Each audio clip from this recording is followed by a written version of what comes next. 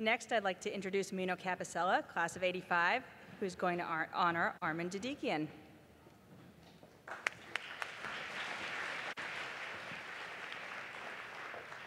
Good evening.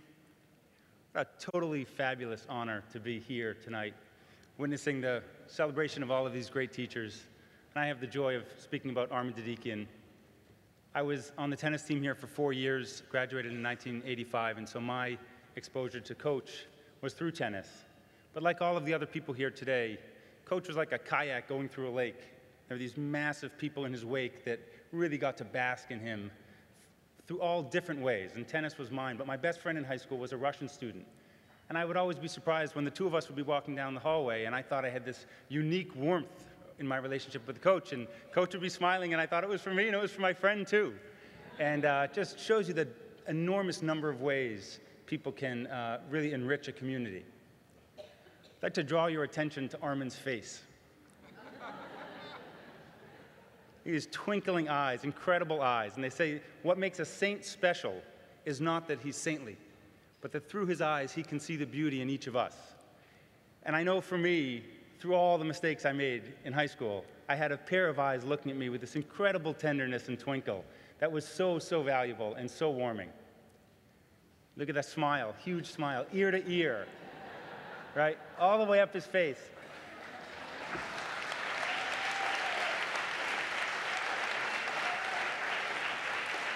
And it's a smile that is punctuated by a nose that can only be described as generous and distinctive.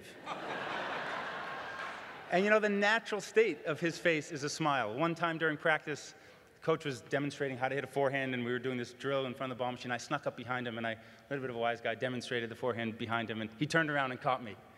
And I was banished. I don't know if I was thrown off the team or I was sent to some painful purgatory. And even then, I felt like the smile was turning up at the mouth. And so amazing, amazing smile, and that tenderness was just fabulous. We had morning practices in tennis in the early spring. It was still cold, and I don't know if it was 5:30 in the morning, something that felt horrible. You'd come up, you weren't warmed up, it was too early, it was cold, the balls wouldn't bounce, and Coach would be there huddled up like a little Indian guru telling you, come, hit the ball, hit the ball. And at the time, I had these incredible streams of profanity in my mind about what I thought about the coach. What is he doing, having us come out in the morning and trying to entice us to embrace things?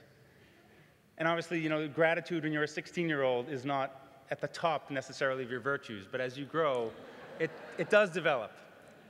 And I was reading some poems with my girls a couple of nights ago, and I came across one that I think is the modern interpretation that I have of the coach in those morning practices, written by a poet who wandered through the Middle East and settled in Turkey, not far from Armenia, your home. And this is the poem.